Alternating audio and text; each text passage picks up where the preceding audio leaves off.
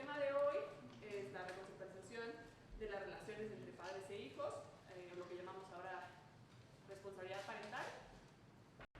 Y la idea del seminario esta vez es partir de la discusión de dos sentencias importantes de la Corte, una sobre transfusión de sangre y testigos de Jehová, y otra sobre educación sexual o la Ley General de Niños, Niñas y Adolescentes, derechos de niñas, niñas y adolescentes, un caso que se presentó en contra, por unos padres en contra de ciertas disposiciones de esa ley.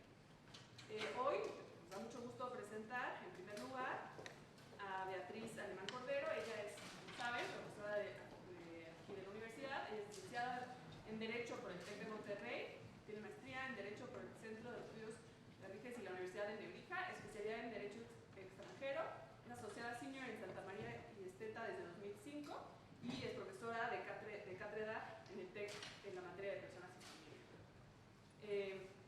Ella va a hablar en primer lugar. En segundo lugar va a hablar Pauline Capdeville. Ella es doctora en Derecho Público por la Universidad de Marseille, tercero en Francia. Tiene una maestría en Derecho con orientación al tema Derecho y Religión y es licenciada en Derecho por la Universidad Capitol Toulouse, primero en Francia. De agosto de 2011 a septiembre de 2013 fue becaria del programa Becas Postdoctorales en la UNAM, en el Instituto de Investigaciones Jurídicas, y trabajó en el proyecto de investigación Objeciones de conciencia en materia de aborto y matrimonio del mismo sexo en México. Coordinó entre 2014 y 2018 la cátedra extraordinaria Benito Juárez sobre laicidad en la UNAM y es actualmente investigadora a tiempo completo en el Instituto de Investigaciones Jurídicas de la UNAM y coordina el Diplomado de Bioética, Salud y Derecho y es miembro del Colegio de Bioética. Sus principales líneas de investigación giran en torno a la democracia, derechos fundamentales, Estado laico, objeciones de conciencia, derechos de las mujeres y derechos sexuales y reproductivos. En tercer lugar va a hablar el doctor Nicolás Espejo. Él es doctor en Derecho por la Universidad de Warwick, de Gran Bretaña, maestro en Derecho Internacional de los Derechos Humanos por la Universidad de Oxford y licenciado en Ciencias Jurídicas y Sociales por la Universidad Diego Portales de Chile. Nicolás ha concentrado su trabajo académico y profesional en el ámbito de Derecho Internacional de los Derechos Humanos, la teoría del derecho, el derecho constitucional y el derecho de la niñez en relación con el derecho de familia, el derecho penal juvenil, el derecho de las migraciones y la prevención de la violencia. Es asesor permanente del Fondo de Naciones Unidas para la Infancia y de la Oficina de Representante del Secretario General de la ONU para la Violencia contra los Niños. Ha sido profesor de Clínicas Jurídicas y director de la Red Iberoamericana de Clínicas de Derechos Humanos e Interés Público, cofundador y director del Centro de Derechos Humanos de la Universidad Diego Portales y profesor pre y posgrado de las Universidades Diego Portales de Concepción y Adolfo Ibáñez en Chile, entre muchas otras cosas. Nicolás Espejo también colabora como investigador asociado en el Centro de Estudios Constitucionales en nuestra línea de Derecho y Familia. Finalmente, el doctor Adalberto de Hoyos Bermea es coordinador académico del doctorado en Innovación en Ambientes Locales del Centro de Investigaciones Económicas, Administrativas y Sociales y profesor de la maestría en Bioética de la Escuela Superior de Medicina, ambos del Instituto Politécnico Nacional. Pertenece al Sistema Nacional de Investigadores Nivel 1, es doctor y maestro en Filosofía por la Facultad de Filosofía y Letras de la UNAM y licenciado en Filosofía por la Universidad de Chile. Sus intereses de investigación están enfocados en temas de bioética, filosofía de la ciencia, epistemología, ética y valores de la práctica y la investigación científica. La dinámica de la sesión de hoy es que básicamente cada uno de los ponentes va a tener 15 minutos para exponer su reflexión y posteriormente la sesión se abrirá a preguntas. Me gustaría que hiciéramos algunas preguntas en fuerte, que algunos levantaran su mano. Sin embargo, como tenemos un horario estricto, les dejamos unas cédulas para que cualquier pregunta, en caso de que no dé tiempo para responder todas sus preguntas, ahí tienen se puede poner el correo, etcétera, y esperamos poder contestar esas preguntas de manera posterior y continuar esta discusión. Entonces, pues sin más, le doy la palabra a Beatriz Alemán Cordero.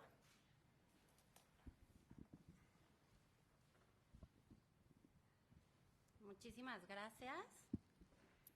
Los temas que vamos a discutir el día de hoy, la verdad es que son temas muy interesantes para todos nosotros, para todos los que están estudiando Derecho y para los que no, porque son temas muy controversiales.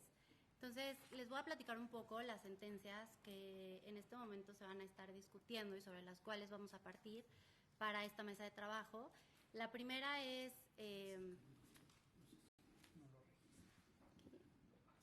ahí. Entonces, les voy a platicar un poco de las sentencias que vamos a estar discutiendo en esta mesa de trabajo.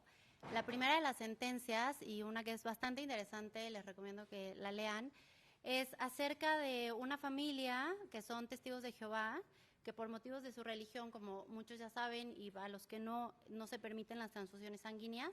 Entonces, su hija Clara, que nació en 2011, estamos hablando de una chiquitita, pues va al hospital, tiene algunos síntomas como si tuviera varicela, pero en realidad llegando al hospital, los doctores ya que la analizan se dan cuenta de que tiene síntomas de leucemia, linfoblástica aguda, ¿no? Es un tipo de leucemia que es bastante agresivo para pues cualquier persona y más para un niño tan chiquitito. Entonces, bueno, empiezan a hacer todos los estudios, se necesitan hacer estudios antes de poder determinar que realmente tienes esta enfermedad, pero cuando ya llega al hospital llega en un estado bastante grave. Entonces, los doctores le explican que necesitan hacerle una transfusión sanguínea para poder estabilizarla.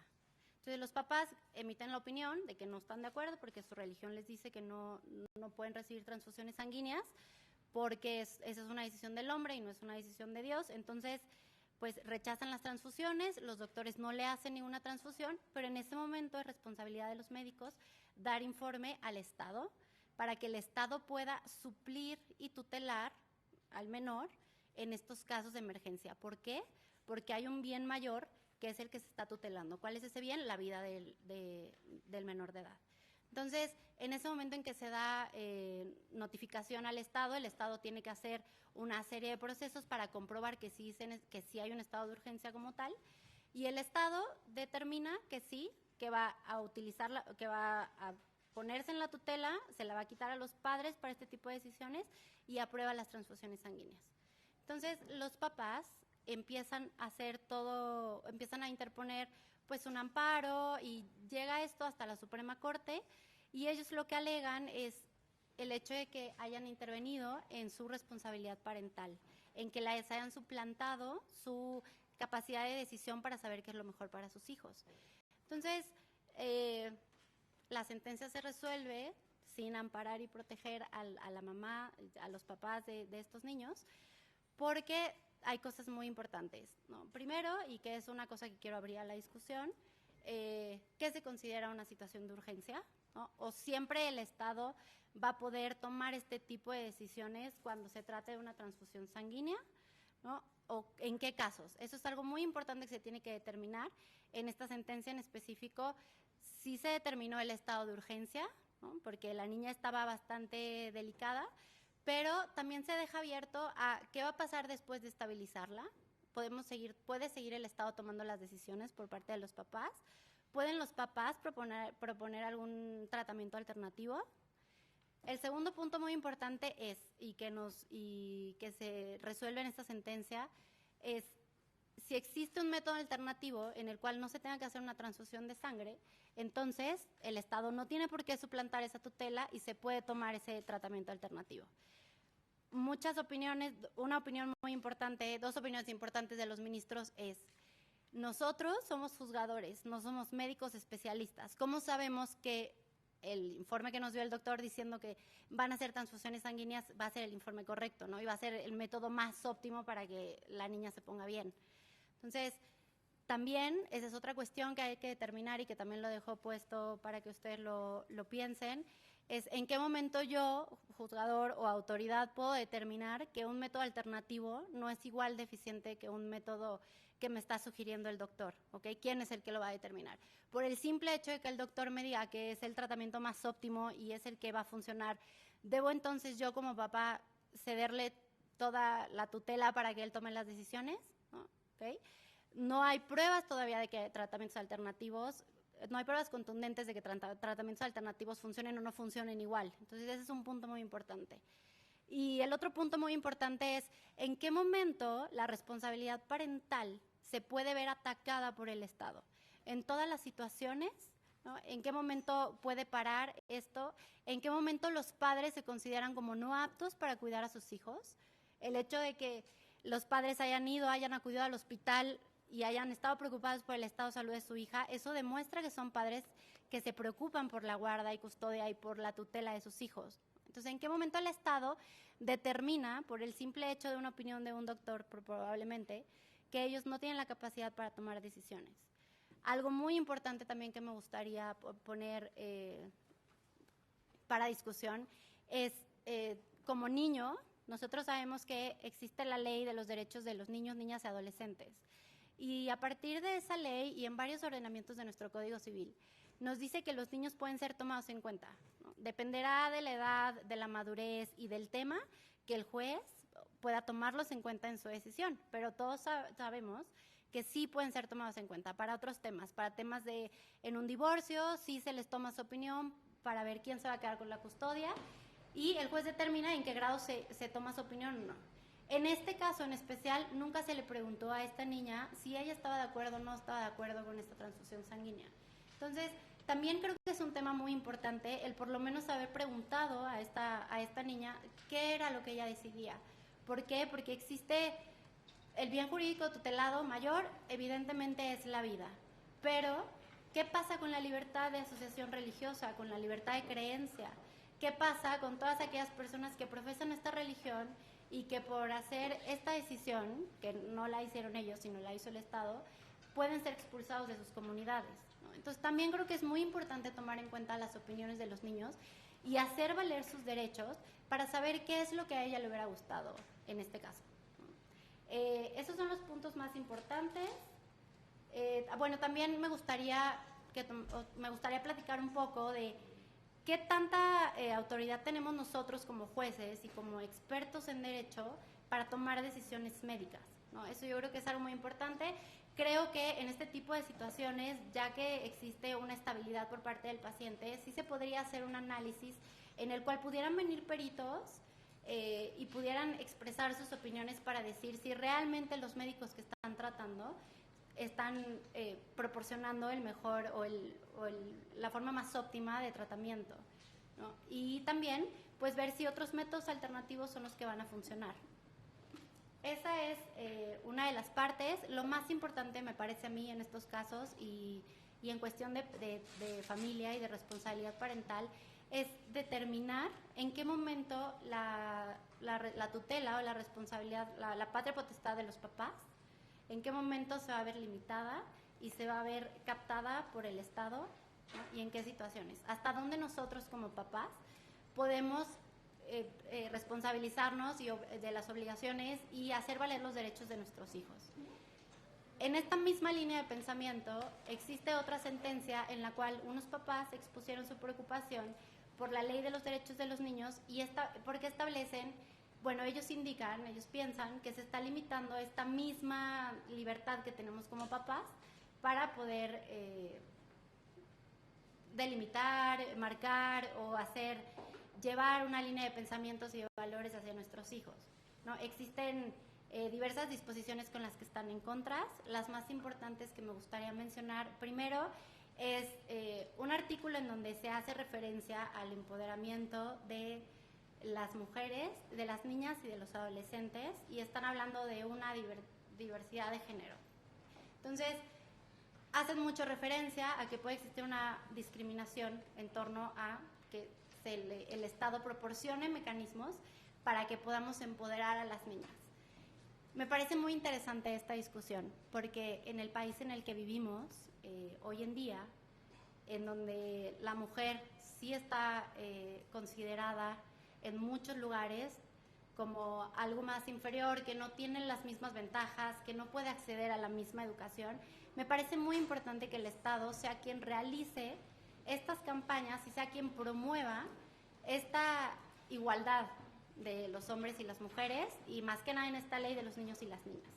Entonces, esta es una discusión bastante interesante, porque aunque puede sonar como un artículo que podría ser en primera instancia discriminatorio, también es cierto que la ONU, en la Convención contra la Discriminación de la Mujer, también ha dicho que se tienen que aplicar medidas que pueden ser temporales y que probablemente se puedan ver como discriminatorias, pero la idea es llegar a un punto en el que son tan iguales el hombre y la mujer, el niño y la niña, que esas medidas temporales ya se van a tener que quitar, y es como esta ley de los niños y las niñas. También los papás están un poco preocupados por el tema y que el Estado va a dar más educación en temas de orientación sexual, acceso a métodos anticonceptivos. Entonces, los padres están preocupados porque dicen, si yo no quiero educar a mi hijo de esa manera, o si yo no quiero que él tenga las herramientas para llegar a ese tipo de orientaciones o a ese tipo de pláticas, pues entonces, ¿por qué el Estado lo va a tener que promocionar? ¿O por qué el Estado le está dando las herramientas? Y me parece muy válida la discusión, pero lo que me parece más importante es decir, siempre se ha reconocido el derecho de los papás a educar a sus hijos como cada quien quiere, siempre y cuando cumplan valores y principios y no vayan en contra de la ley. La misma ley de los derechos de los niños, el mismo Código Civil y muchísimas otras leyes respaldan ese derecho de los papás a poder decidir y a poder educar libremente a sus hijos. Sin embargo, es responsabilidad del Estado proporcionar las herramientas básicas de educación.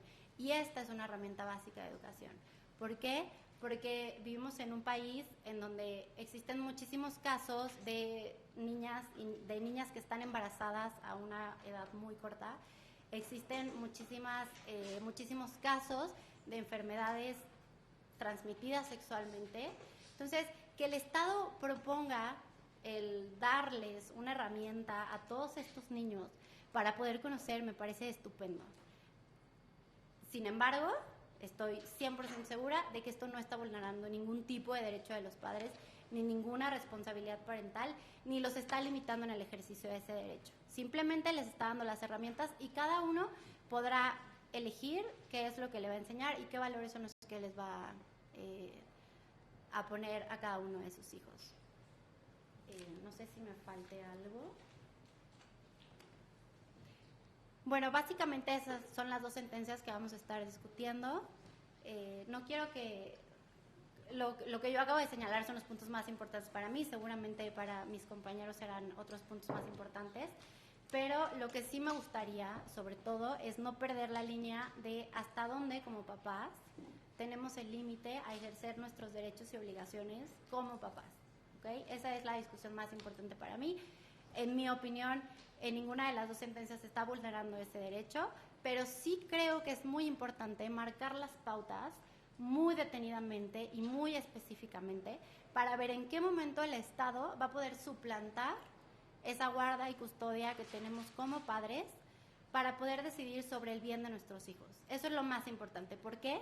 Porque no podemos caer en que esto se vuelva un acto de continuidad, en que cada vez que uno de los menores o alguien opine que los papás no están haciendo su función como papás o no estén tomando la decisión como padres de familia, que el Estado pueda intrometerse. ¿Okay? O sea, creo que es muy importante marcar los lineamientos y creo que es algo que todavía nos hace falta, todavía se tiene que poner en discusión, porque si bien es cierto que en las sentencias se marcan varios lineamientos, creo que todavía es muy laxo y se puede todavía delimitar este tipo de responsabilidad para no caer en eso, en el que sea el Estado cada vez que intervenga en cada situación que no le parezca al médico, por ejemplo, que sus papás tomen esa decisión, ¿no? Y lo más importante, porque hemos luchado mucho por eso, es la opinión de los niños, ¿ok? Hacer valer sus derechos y, como siempre, tutelar sus bienes, el bien que sea superior.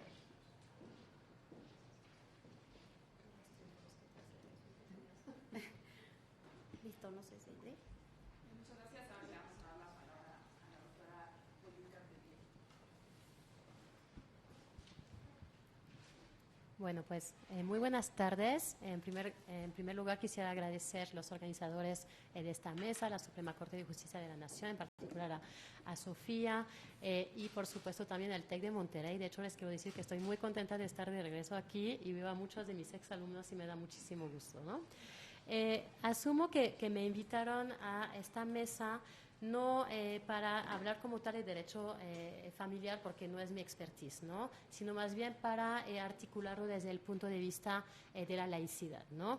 Entonces tomé la libertad de preguntarme, digamos, a mí misma hasta dónde alcanza la autoridad de los padres sobre los hijos en el marco de una sociedad plural, laica y tolerante, ¿no? Es lo que voy a tratar de contestar en estos 15 minutos que me asignaron. En primer lugar, quisiera empezar por contextualizar un poco estas sentencias, es decir, en qué momento de México están surgiendo. Creo que eso nos va a ayudar a entender cabalmente estas sentencias y lo que está en juego en estas sentencias, ¿no? Estamos hoy en día en un México que está marcado por una creciente diversidad religiosa, pero también filosófica, ética, etcétera, ¿no? Es decir, que en este nuevo contexto es cada vez más difícil de encontrar principios básicos de convivencia o los principios que tienen que funcionar a la hora de responder o de zanjar litigios en la materia, ¿no? Es decir, en una sociedad homogénea donde todo el mundo cree en lo mismo, pues es fácil de encontrar como soluciones que a todos nos parezcan aceptables, ¿no?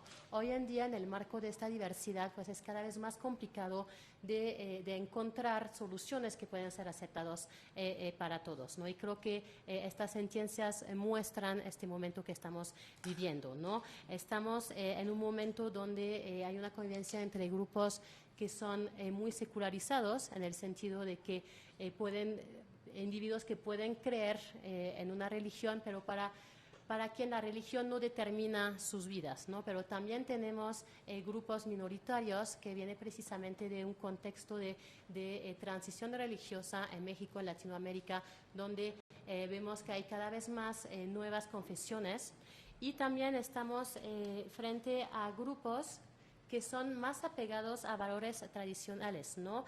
Y pienso, por ejemplo, en esta sentencia de la Ley de Niñas, Niños y Adolescentes, donde intuimos que esta discusión se enmarca en el marco de estos grupos, por ejemplo, de Frente Nacional para la Familia, donde se está tratando de defender los valores familiares, tradicionales, religiosas de la sociedad mexicana, y por esta razón hablar, por ejemplo, de preferencia sexual en la ley, o hablar de, no se habla como tal de género, pero de lo que decías de empoderar a las niñas, pues vemos que ahí hay como ciertas crispaciones, ¿no? La otra sentencia de la niña testigo de Jehová, que además pertenece a una minoría cultural, que es indígena, pues también eso nos muestra que en muchas zonas del país, en particular en las zonas indígenas, se da estos procesos de conversión religiosa, porque son grupos que tratan de encontrar como buenas redes de solidaridad para tratar de superar sus condiciones de discriminación o de desventaja, ¿no? Entonces creo que eso es importante entenderlo para reflexionar en torno a estas sentencias, y en este marco pues rescatar este principio de laicidad, ¿no? Y entender a laicidad no solamente como este diseño institucional de separación formal, digamos, entre el Estado y los grupos religiosos, pero también pensar a la laicidad como un modelo de sociedad, como un ideal de convivencia donde pues respetamos a todos sus libertad de conciencia, de religión, de pensamiento, pero a la vez no dejamos que un grupo, aunque sea mayoritario, pues pueda imponer a toda la sociedad pues sus principios morales en la materia, ¿no? Entonces, desde este punto de vista, creo que estas dos sentencias son pues sintomáticas, ¿no?, de este reacomodo de fuerzas que estamos viviendo en México, de las nuevas fronteras también entre lo público y lo privado, y de hecho creo que el derecho de familia pues es un muy buen ejemplo en la materia, ¿no? Nos lo vemos en estas sentencias, donde a la vez se pide el respeto a la autonomía de la familia, pero a la vez se pide al Estado intervenir en estas cuestiones, ¿no? Entonces creo que eso es un punto que es interesante de platicar, ¿no? El segundo punto que quisiera abordar, o más bien como un enfoque para reflexionar en torno a estas dos sentencias, es la importancia de tomar en cuenta un cambio de paradigma en el concepto de niñez. Es decir, en los últimos años, en las últimas décadas, pasamos de entender a los niños, niñas y adolescentes como un objeto de protección a empoderarlos y entenderlos cada vez más como sujetos o titulares de derechos humanos, ¿no? Y eso creo que también tiene un efecto, un impacto en cómo estábamos pensando la autoridad parental. Es decir, hoy en día pues consideramos que los padres no son la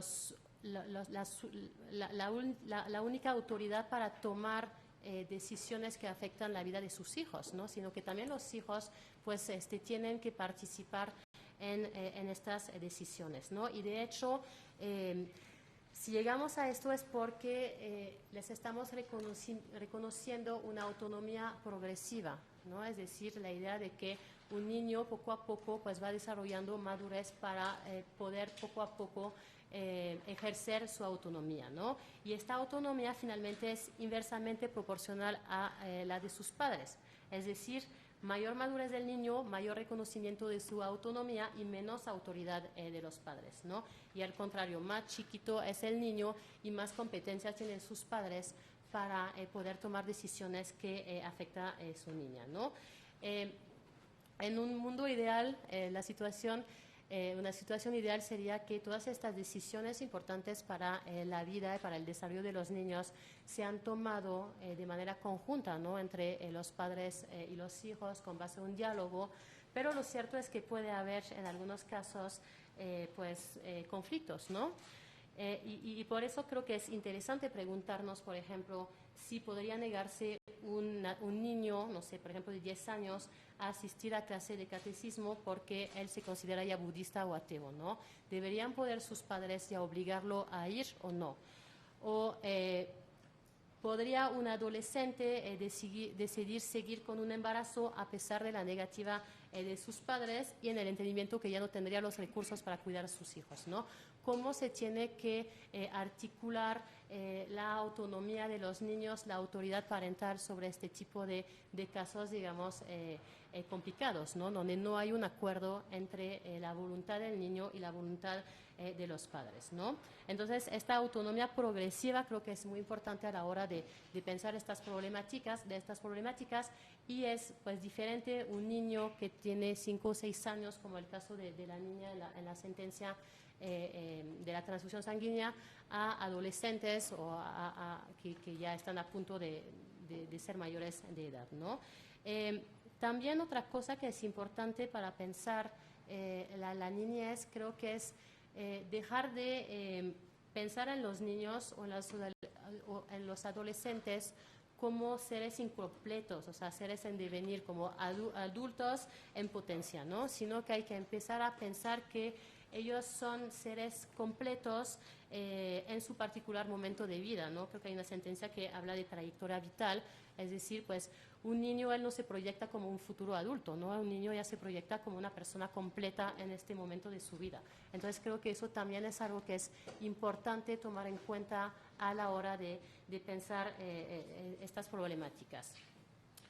Y también pensar en infancias en plural, es decir, la niñez no constituye un grupo homogéneo, sino que hay muchas diferentes, ¿no? Entonces, la idea sería de pensar desde un punto de vista de la interseccionalidad, es decir, que se puede ser niño, se puede ser indígena, se puede ser niña, se puede ser discapacitado, etcétera, etcétera, ¿no? Y esto creo que es importante de pensarlo para mostrar que no necesariamente todos los niños son vulnerables o no son vulnerables de la misma manera, ¿no?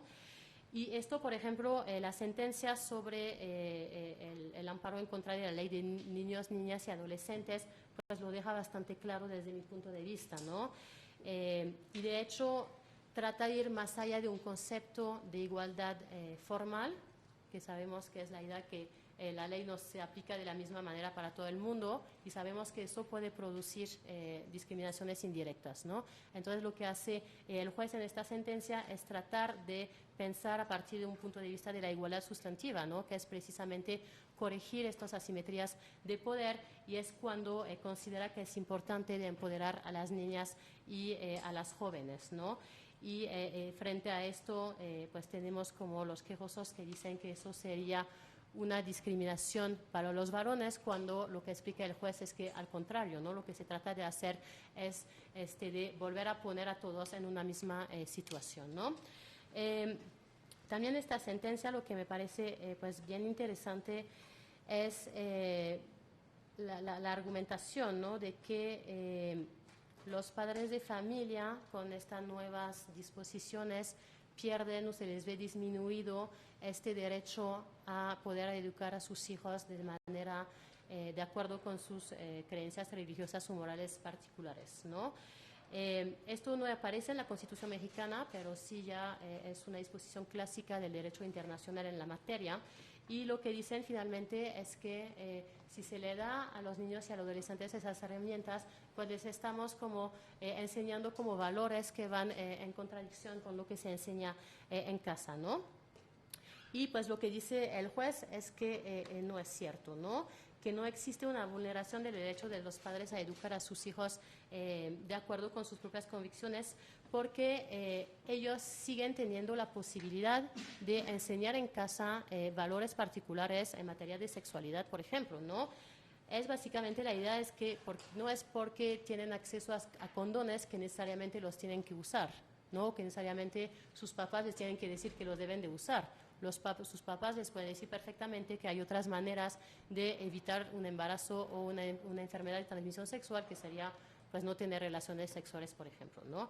Entonces, ahí creo que es interesante retomar esta idea de laicidad como la idea de una sociedad abierta, ¿no? Donde todos los individuos tienen que tener acceso a un piso mínimo de informaciones, de diversidad, para que ellos después puedan tomar libremente definir libremente lo que está bien, lo que está mal, en qué quieren creer, ¿no? Si los padres de familia cancelan esta posibilidad, pues ya estamos perdiendo este ideal de una sociedad donde todos podamos vivir en respeto recíproco, ¿no? Sobre la sentencia de los niños, de la niña testigo de Jehová, creo que es todavía un poco más complejo, porque hay más, me parece que hay más principios constitucionales que entran en línea de cuenta, ¿no? No sé cómo voy de tiempo, muy bien, unos 5 minutos, ok.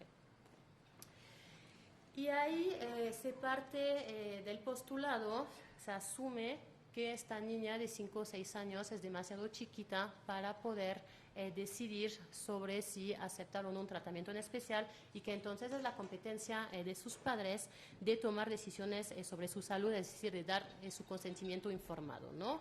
Pero pues en este caso efectivamente los padres se niegan pues diciendo que ellos pertenecen a una minoría religiosa y que no están de acuerdo con que se hagan las transfusiones sanguíneas, ¿no? Y de hecho en esta sentencia hay un argumento de la mamá de la niña que me parece muy poderoso, que dice que para ella lo que importa más en su vida no es precisamente su salud o su vida, sino su dignidad humana, que está asociada con su libertad de creencias, ¿no? Y finalmente ella dice que eso para ella es lo más importante, es el fundamento de su dignidad y también de la dignidad de su hija, y que desde este punto de vista pues no está de acuerdo en que se les transfunde a las niñas, ¿no? Y efectivamente el juez en la sentencia reconoce que la libertad de conciencia y de religión es un derecho fundamental de todas las personas, ¿no? Sin embargo, va a poner en ponderación esta libertad de los padres, de religión de los padres, y en particular de tomar decisiones sobre sus hijos con el derecho a la salud de la niña y su interés superior, ¿no? Y lo que va a decir es que finalmente en este caso él considera que la libertad religiosa no es un derecho absoluto. Los abogados sabemos que un derecho puede ser fundamental, pero no es absoluto. Ningún derecho es absoluto. ¿Por qué? Pues porque tiene que seguir pues respetando la libertad de los demás, ¿no? Y ahí pues abiertamente se ve que si estos papás siguen considerando que tienen un derecho absoluto a la libertad de conciencia, pues puede tener una afectación sobre los derechos de su hija, en particular del derecho a la salud, ¿no? Ahí pues tenemos a nivel del derecho internacional pues varias declaraciones, ¿no? Que nos dicen que efectivamente los padres de familia tienen derecho a educar a sus hijos de la manera que quieren, pero como límite está de no perjudicar la salud física ni mental o el desarrollo integral de los niños, ¿no? Entonces ahí pues sí estamos desde el punto de vista de los padres, un derecho a educar a sus hijos como quieran, pero también una responsabilidad de hacerlo para respetar su desarrollo integral, ¿no? También el juez nos dice que existe una protección constitucional a la autonomía de la familia, es decir, que el Estado no tiene derecho a meterse en los asuntos puramente íntimos de una familia, pero también aquí dice el juez que no se trata de un derecho absoluto y que en este caso pues puede haber buenas razones para hacerlo, ¿no? Entonces, a partir de estas bases, efectivamente podemos ver que podemos estar de acuerdo con la sentencia, con el resultado de la sentencia, en el sentido de que los padres pues no tienen derecho de vida y muerte sobre sus hijos, ¿no? Básicamente ellos son personas completas en este momento de su vida y hay que respetarlos, ¿no? Sin embargo, creo que también es posible criticar la sentencia, ¿no? Retomando un poco lo que decía Beatriz, existe un derecho que los niños estén escuchados y en particular cuando son decisiones que afecten sus vidas, ¿no? Y en esta sentencia, pues no hay en ningún momento de la sentencia el juez nos habla que pues se acercaron a la niña para preguntarle o simplemente para explicarle de qué se trataban las cosas, ¿no? Tal vez eso no hubiera cambiado el resultado de la sentencia, pero creo que sí es algo que es algo que es importante, ¿no? Y que tiene que aparecer en la sentencia. También creo que hay una dimensión del derecho a la salud que no está presente en la sentencia, ¿no? Lo que nos dice la Organización Mundial de la Salud es que la salud no es solamente la ausencia de enfermedad, sino que es un estado general de bienestar y que hay que tomar en consideración aspectos como los familiares, como los comunitarios, para entender este derecho a la salud. Y aquí, en efecto, pues no nos hablan en ningún momento de qué va a pasar con esta niña si se le aplican las transfusiones y que los papás después pues rechazan a estas niñas, ¿no? Y sabemos que hay casos aquí en México donde niños a quienes se les fueron transfusiones sanguíneas en contra de la voluntad de sus padres, pues ya fueron a parar a albergues porque ya después la comunidad no querían volver a aceptarlos, ¿no? Igual, tampoco eso necesariamente debería cambiar el sentido de la sentencia, pero sí es importante mencionarlo para también ponderarlo a la hora de juzgarlo, ¿no? Y nada más para terminar, preguntarnos si hubiera sido la misma respuesta de la Corte si esta niña, en lugar de tener 5 años, hubiera tenido 15 años. Si el juez hubiera considerado que ella ya era dotada de autonomía para escoger si quería o no recibir las transfusiones y el tratamiento alternativo, que es otro tema, creo que ya no me va a dar tiempo de mencionarlo, pero tal vez si la niña hubiera tenido 15, 16, 17 años, pues le hubieran dejado ella tomar su propia elección, ¿no? Ahí, efectivamente, el hecho de que sea una niña chiquita, es muy difícil pensar que una niña así tan chiquita pueda tomar este nivel de decisiones, pero aún así yo creo que sí, lo que faltó realmente en la sentencia es pues darle voz a esta niña. Y con eso termino. Muchas gracias.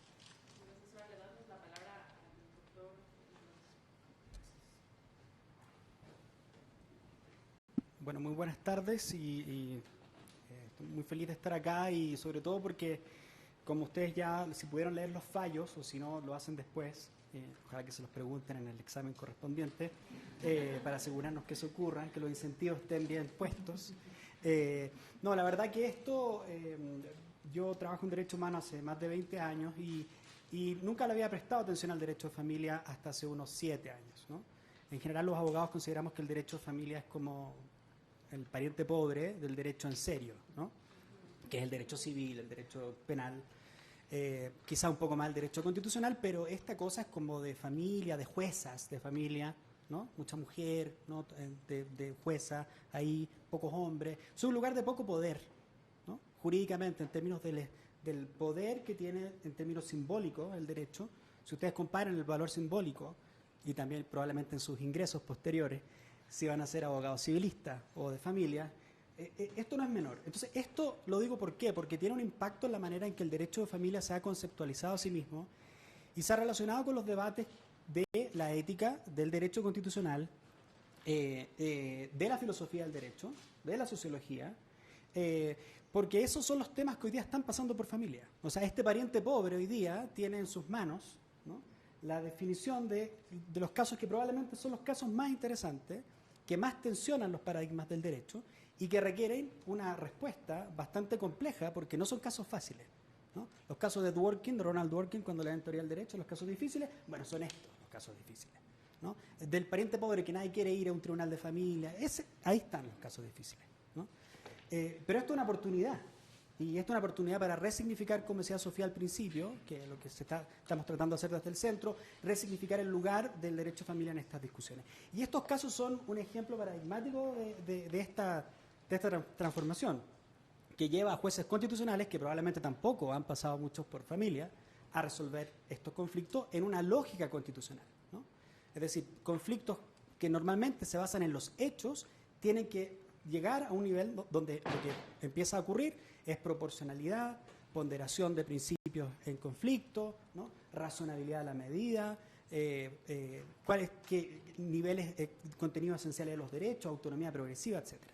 Los casos se han mencionado, básicamente, uno es más bien de naturaleza médica, ¿no es cierto?, la transfusión sanguínea, y el otro más bien el derecho es lucha, ¿no? Entonces, la lucha de quienes no les gusta la ley de protección integral a los derechos de los niños, porque lo que hacen, como decía Paulín, es decir, bueno, ahora estos sujetos tienen estatus legal, son persona legal. Y en consecuencia, los padres tienen que relacionarse con estos sujetos de una manera también jurídica, en términos de igual estatus. Imagínense esto, decirle a alguien que tiene el mismo estatus legal de persona, un adulto que un niño, ¿no? De hecho, los niños a los niños, esto implica, de hecho, que los niños tienen capacidad jurídica. ¿Cómo que capacidad jurídica? Y la incapacidad absoluta y relativa, y todas las reglas del derecho civil.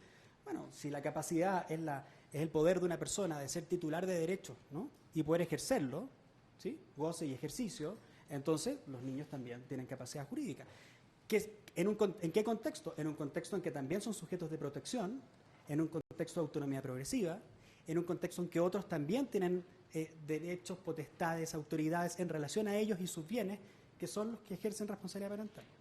Y de un Estado que también tiene un interés público legítimo en inmiscuirse en la medida proporcional, razonable y estricta, ¿no?, a velar por ese interés público en los conflictos que en principio están fuera de su jurisdicción, porque son conflictos privados en el ámbito familiar. O sea, ¿sí? Esto es física cuántica al derecho.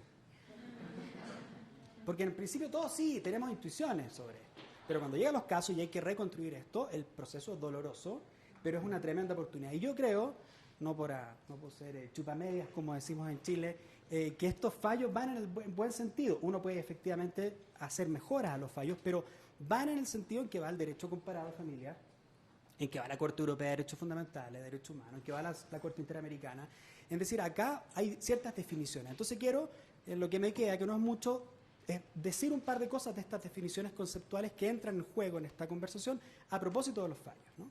La primera cuestión es que, efectivamente, como sugiere esta conversación, el concepto que yo creo que encapsula de mejor manera lo que tienen los padres respecto de sus hijos, los hijos respecto de sus padres, los hijos respecto del Estado, el Estado respecto de sus hijos, y en esa triada es lo que se denomina hoy día, las jurisdicciones comparadas más modernas en familia, responsabilidad parental. No autoridad parental, no derecho parental, no patria potestad, lo cual no significa que no incluya estas dimensiones, ¿no?, de potestades, autoridades, responsabilidades, que definen el ejercicio de la responsabilidad parental. Esta definición de responsabilidad parental fue claramente acuñada, ¿no es cierto?, el año 89, en Inglaterra, en la Acta de Derechos de los Niños, la Ley de Protección Integral de los ingleses, ¿no?, que define, ¿no es cierto?, la responsabilidad parental en estos términos, lo que tiene un adulto respecto de un menor de edad, en términos de poderes, autoridades, derechos, ¿no?, respecto del niño y de sus bienes, ¿no?, las dos dimensiones, la dimensión personal y la dimensión de los bienes, ¿no?, que están involucrados. Y también los principios europeos sobre responsabilidades parentales lo definen de una manera un poco más extensa, pero básicamente este montón de cosas. Entonces, desde la perspectiva de la filosofía analítica, uno dice, bueno, pero ¿qué quiere decir usted por responsabilidad? ¿Qué quiere decir por parental? ¿No? ¿Y qué quiere decir por cada una de estas palabras que usted usa? Porque tienen consecuencias jurídicas, ¿no? ¿Qué es un deber? ¿Qué es un privilegio? ¿Qué es una potestad? ¿Qué es una autoridad? Todo esto tiene una dimensión jurídica que en estos casos se tensiona, ¿no? Entonces, mi propuesta en este tema es que hay tres conceptos que son básicos que juegan dentro de la responsabilidad parental y que pueden eventualmente ayudar, ¿no es cierto?, a, en estos casos, ir ubicando cada uno de estos conceptos respecto del problema que se trata. Entonces, lo primero es decir que lo que los padres tienen respecto a sus hijos no son derechos respecto de sus hijos. Los padres no tienen sobre sus hijos derechos, porque si dijésemos esto, significaría que estos seres no serían persona legal, no tendrían un estatus legal de persona, no serían titulares de derecho, porque hasta donde yo sé, los hijos no están en la misma posición que estaban los esclavos, ¿no? O no están en la misma posición que están los bienes muebles o inmuebles respecto a sus padres. ¿Bien? Entonces, cuando dicen los derechos de los padres, lo que uno tiene que decir, bueno, pero ¿qué tienen primariamente los padres? Y lo que los padres tienen primariamente es un deber. Esto es lo que tienen.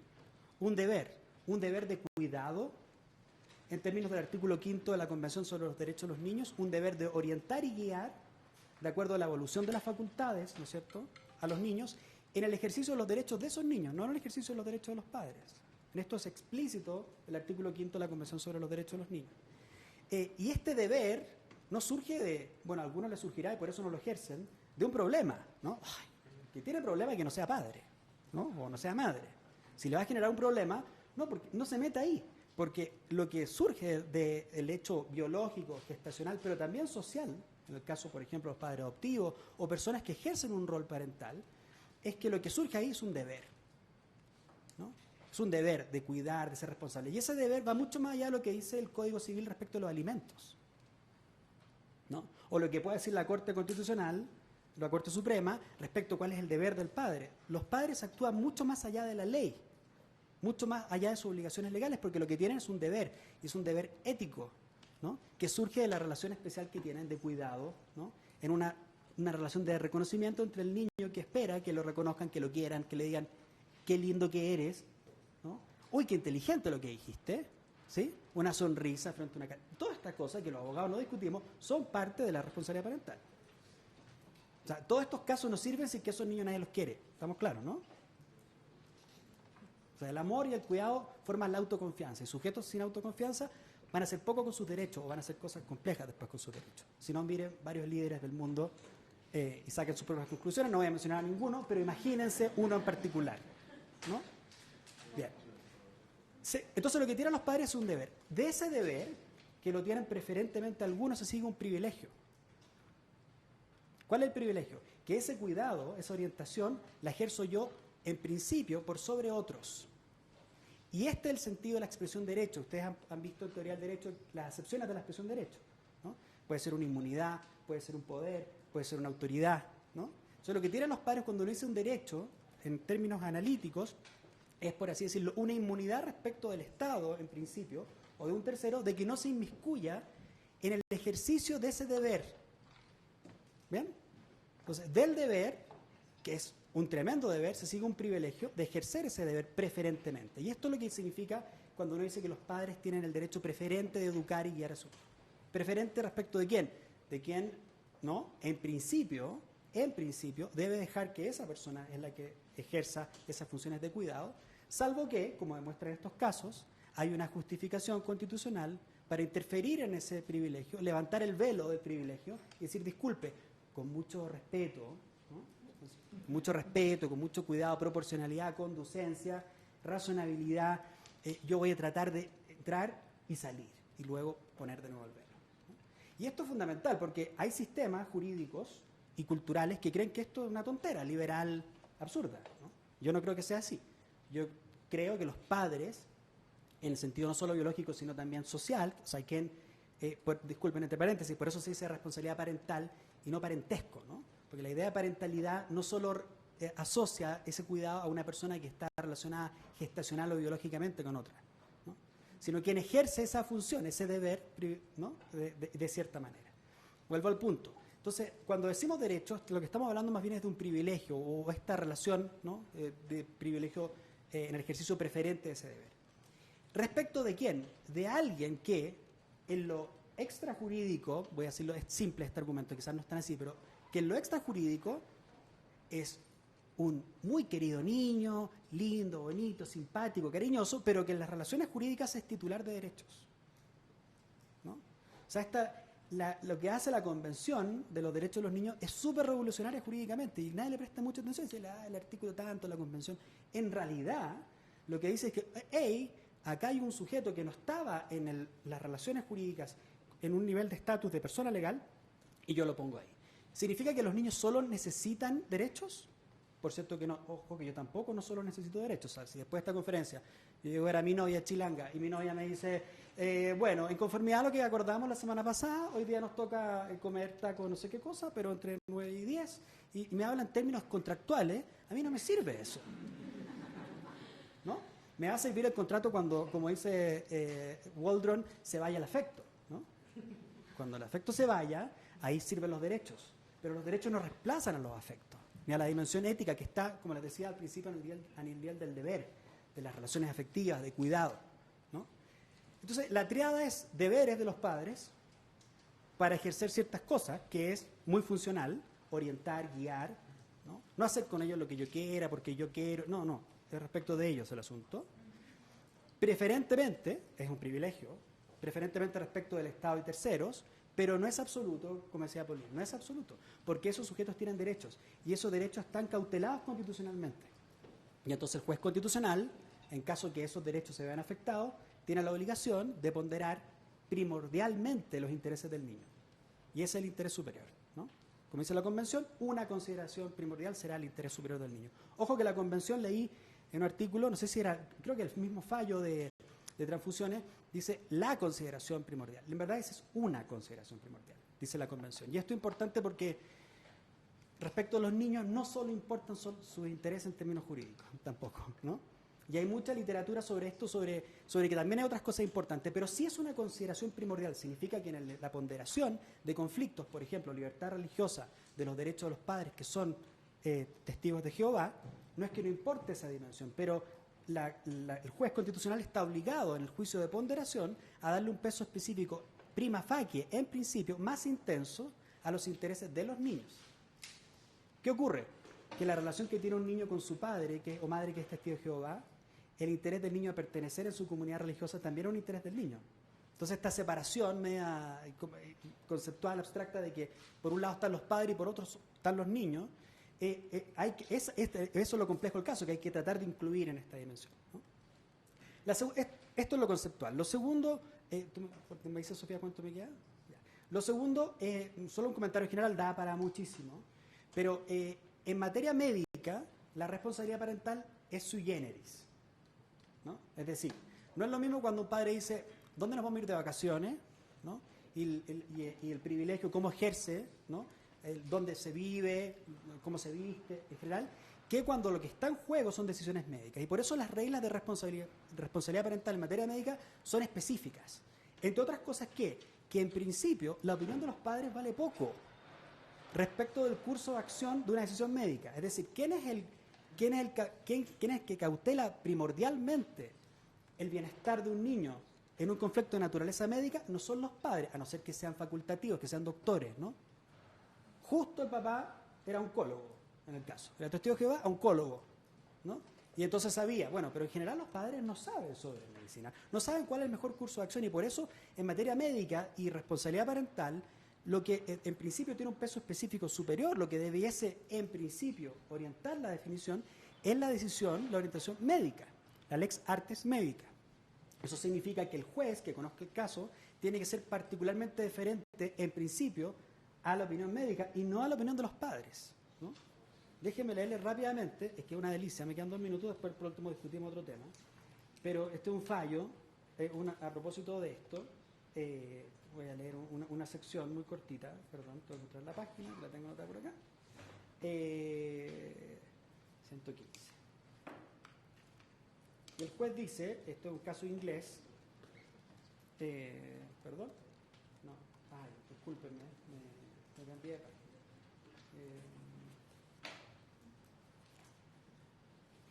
Esto por tener papelitos sueltos acá, no es muy buena técnica. Acá.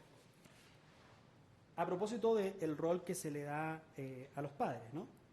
Dice un juez, ¿no?, de un tribunal de apelaciones: por mi parte, yo aceptaría sin reservas que la decisión de un padre comprometido y responsable debiera ser tratada con respeto, ¿no?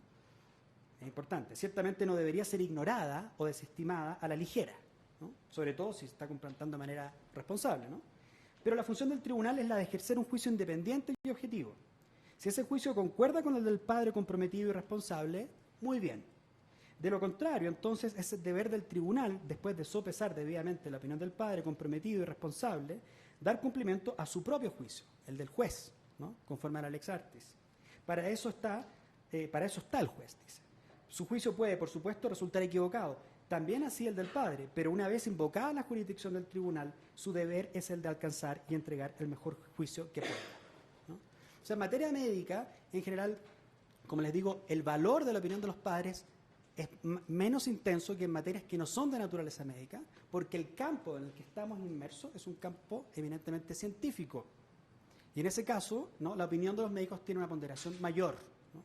Lo cual no significa que el juez no tenga que resolver el conflicto que se pueda producir entre la opinión del doctor y la de los padres. Va a ser, en principio, más deferente a la opinión de los doctores, debiera serlo, pero también escuchar, entre otras cosas, la opinión del niño. Y la segunda regla específica de esto, efectivamente, como decía Paulina, a propósito del derecho a ser oído, es que tratándose de decisiones médicas, uno tiene que distinguir entre niños que son competentes y niños que no tienen el mismo nivel de competencia a la hora de ponderar su opinión en la decisión del juez. Y cuando digo competente y no capaz o incapaz. Todos son capaces, pero los niveles de competencia son distintas en función de la madurez, la comprensión, y ahí se han desarrollado varios criterios a nivel comparado de cómo detectar si un niño es competente. Se le dice competente Gillick, porque el caso Gillick, que fijó más o menos estos criterios de cuando un niño no puede decir que tiene más o menos competencia, ¿no?, para dar su opinión. Con todo, y ahí aprovecho de reflexionar a propósito de lo que decía Paulina al final, ¿qué pasa si la niña tuviera 15, no 5 o 6, sino tuviera 15, 16, 17? La pregunta es que la competencia en algunos casos, en mi opinión, se debiera entender como que en principio uno siempre es deferente a la opinión de un niño o adolescente competente cuando el niño tiene que aceptar un tratamiento o acceder a una prestación médica, es decir, anticonceptiva, ¿no?, o otra que depende precisamente de él, o sea, que es acceder a una prestación médica. Pero si la decisión es no acceder o interrumpir un tratamiento y el resultado puede ser muerte, ¿sí?, aun cuando sea competente, mi posición personal es que no debiese aceptarse, pudiera justificarse bien el rechazo a esa opinión del adolescente. Primero hay que escucharla, porque si no la escucho, como yo no estoy incumpliendo el derecho a ser oído.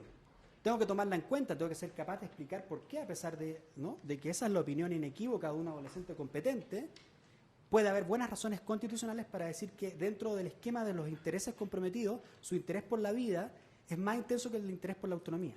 Y que por eso entonces, a pesar de valorar su opinión, en ese caso concreto, uno está en desacuerdo con conceder la decisión del adolescente. Es una opinión conservadora, pero yo creo que razonable y conservadora, ¿no? Y de esa perspectiva son reglas específicas que se pueden ir desarrollando en el ámbito de la salud. Y lo tercero, perdona, solo un comentario, decir que la opinión de los padres en materia médica no es el peso para tomar la definición, ¿no es cierto?, de un caso donde se está discutiendo, por ejemplo, si tiene que haber un trasplante, una transfusión, una desconexión, ¿no es cierto?, de un respirador artificial, etcétera. Decir que la opinión de los padres en principio no es la más relevante en virtud de la norma de la lex artis, no significa que no sea irrelevante en otro sentido. La opinión de los padres son importantes porque el bienestar del niño, incluso médico, pasa también por la incorporación de los padres en la decisión, por ejemplo, el postoperatorio o situaciones médicas que son de mucha dependencia de los niños con los adultos, de modo tal que escuchar a los padres e incorporar la opinión de los padres en el juicio de interés superior es fundamental, ¿no?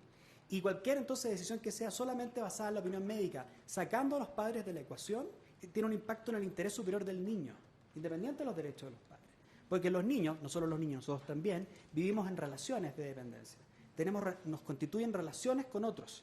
Y los niños en particular, obviamente que requieren una incorporación de los padres en la respuesta a sus problemas, sus desafíos, y también, obviamente, sus decisiones de autonomía pasan por una conversación con sus padres. De modo tal que si el tribunal excluye a los padres de esta conversación, probablemente el resultado va a ser una definición que lo que podría hacer es salvar el tema de vida o salud, pero básicamente tener un impacto en la vida diaria del niño porque no se incluyó una respuesta que trate de disminuir el impacto respecto del contexto de vida o comunidad en el que el niño vive. Gracias. Muchas gracias. Bueno, muchísimas gracias.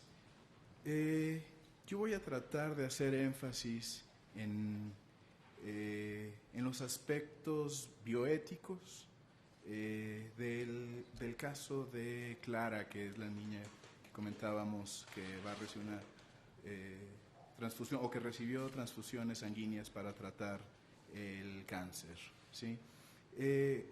¿Por qué normalmente o por qué solemos, en el caso del adulto, no poder imponer un tratamiento? Es decir, alguien que está enfermo de cáncer, en el momento que lo decida, puede decidir suspender un tratamiento.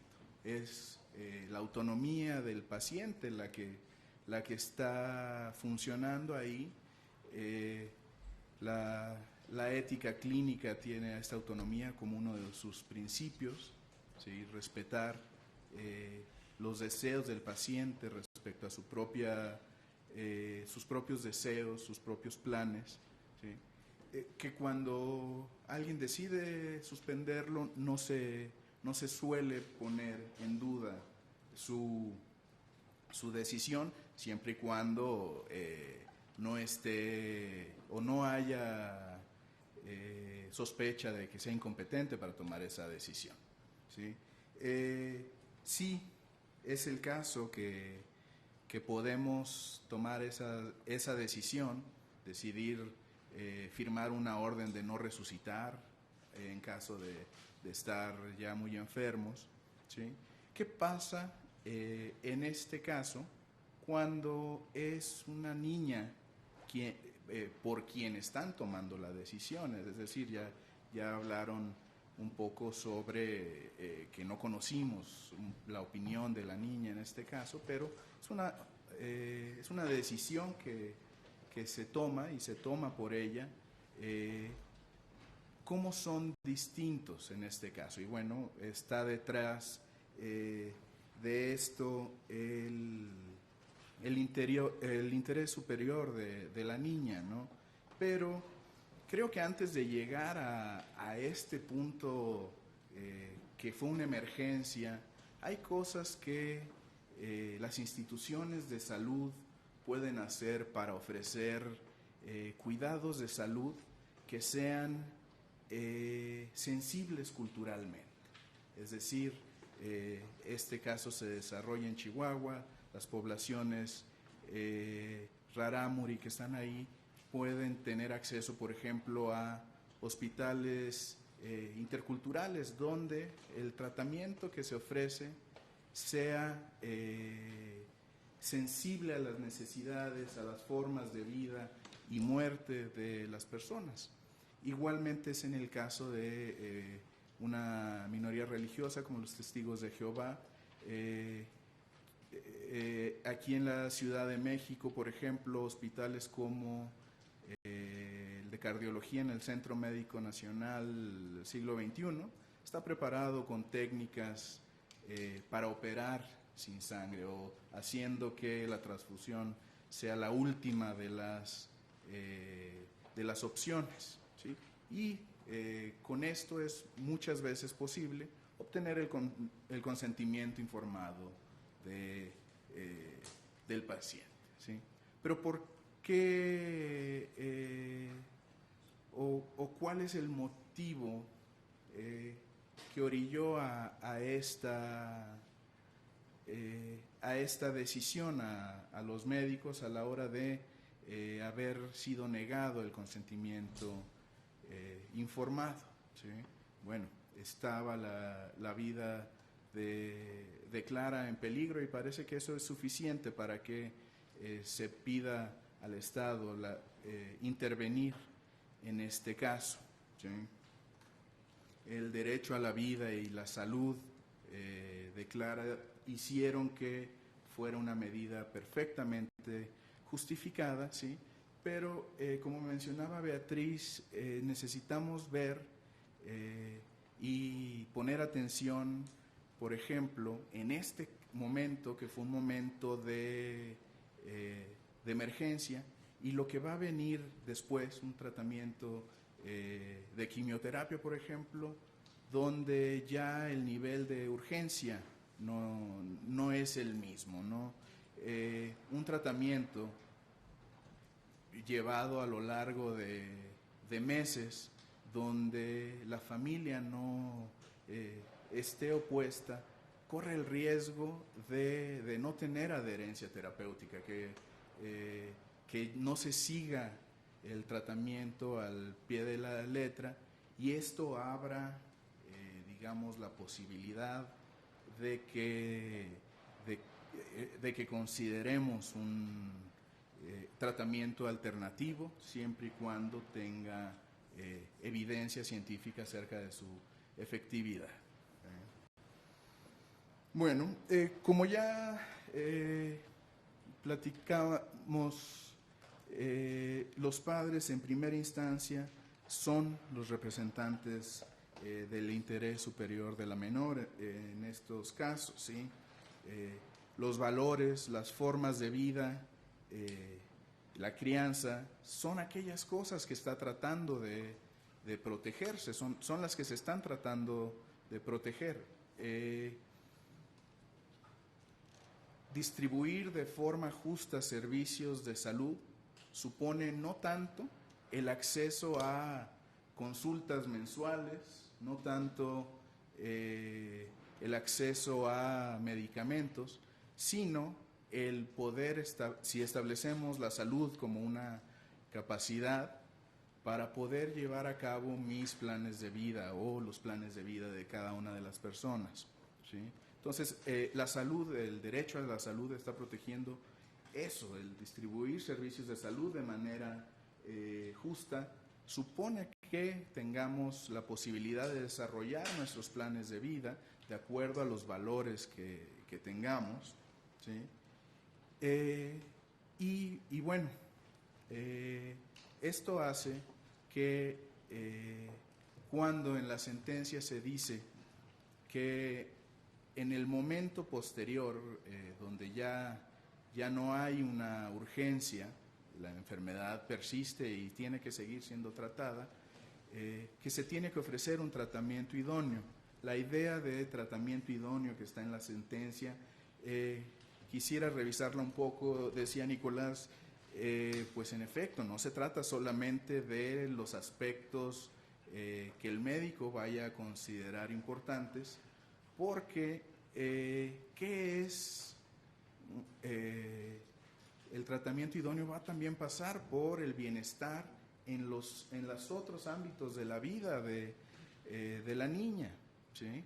En este caso, Clara quisiera que ese bienestar fuera más amplio. Entonces, sí considerar tratamientos alternativos siempre con suficiente evidencia científica detrás de ellas, permite que se proteja un bienestar más amplio que uno más estrecho. Creo que es una posibilidad que al menos se debería considerar. Bill Fulford dice, cuando expone sobre una medicina ya no solo basada en evidencia, sino centrada en el paciente y basada en valores, sobre el caso de un tratamiento psiquiátrico a una depresión aguda, ¿sí? Al aplicar ese tratamiento, la paciente, que de profesión es pintora, perdió, como efecto secundario del medicamento, perdió la percepción del brillo de los colores. Ergo, su forma de vida, su plan de vida perdió sentido y abandonó el tratamiento.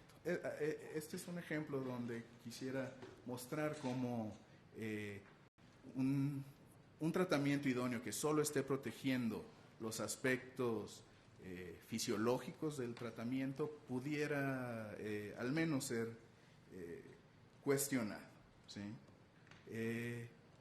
Ya no repaso los temas de la participación del menor, pero solamente quisiera establecer qué es lo que quisiéramos específicamente en el caso de la toma de decisiones médicas de un menor, ¿sí?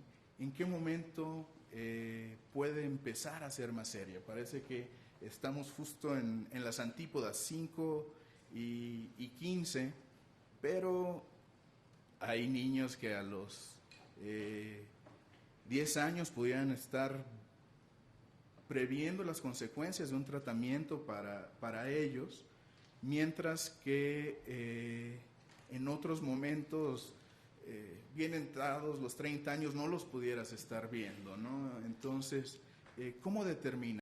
Y aquí, bueno, es muy difícil, pero al menos lo que se quisiera que un niño pudiera hacer es abstraer los escenarios posibles a partir de cada una de las decisiones médicas para conocer las consecuencias que hay. Si un niño puede hacer esa abstracción, creo que pudiéramos suponer que sabe qué significaría, qué resultados tendría para su vida esas decisiones, ¿sí? Y bueno, ¿cómo hacer que este problema, quizás ya en la jurisprudencia está entrando de esta forma, pero quisiera dar algunos lineamientos para la práctica clínica que permitieran que aparezca el conflicto, ¿sí? Es decir, sería importante para los médicos, por ejemplo, desarrollar competencias culturales. Mencionaba un poco el caso de pues los hospitales, las clínicas en zonas rurales de Chihuahua. Pues si hay población indígena cerca, conocer las concepciones culturales en general de las poblaciones que les toca atender, ¿sí?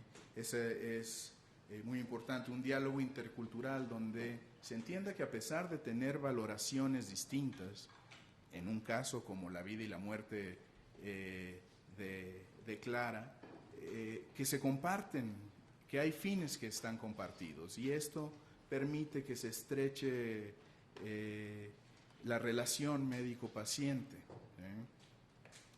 tratar de establecer que haya medidas, y esto hace, por un lado, que la responsabilidad parental sea compartida, que los padres no se sientan solos, piensen en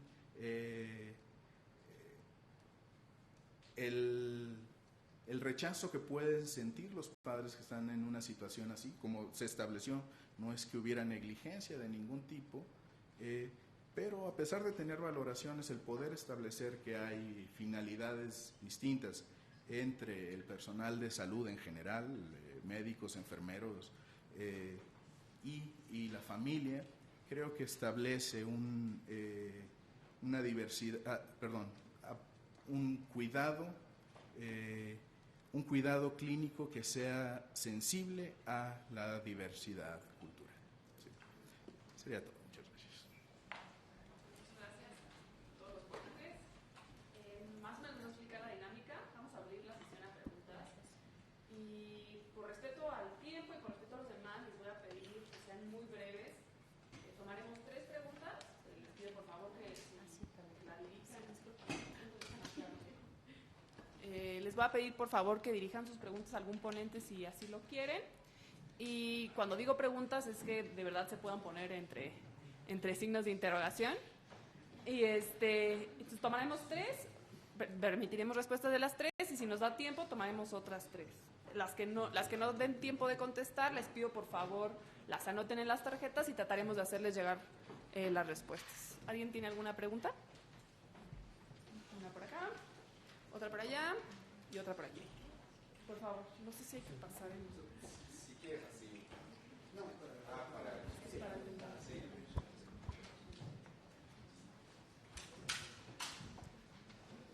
En el marco de la discusión de la universalidad y la relatividad de derechos humanos y entendiendo un poco la discusión entre Oriente y Occidente y los estándares de derechos humanos y que con el asunto migratorio pues hay grupos culturales que viajan en todos lados, ¿podrían hacer algunas reflexiones respecto de este reto en particular?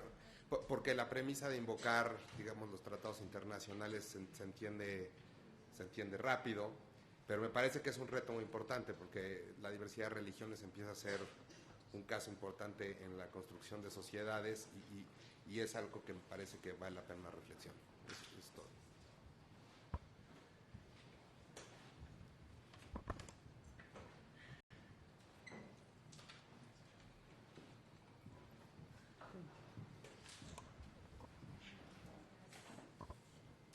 para el doctor Nicolás Espejo, cuando usted habló de los niños competentes o adolescentes competentes, ¿qué pasaría en una situación en donde un adolescente competente decide no tomar el tratamiento médico y sus papás apoyan esta decisión?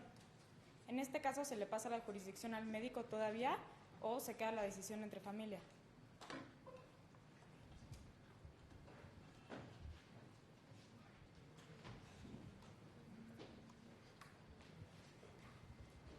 Pregunta para el doctor Espejo también.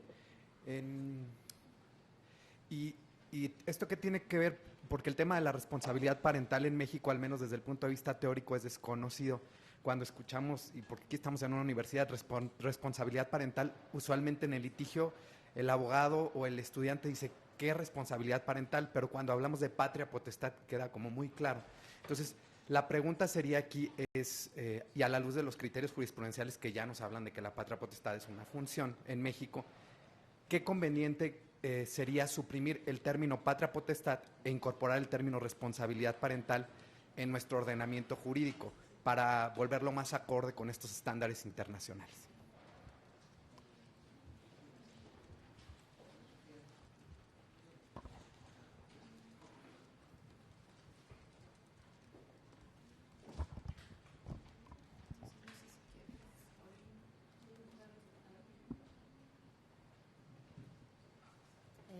Sí, creo que es una pregunta muy interesante porque efectivamente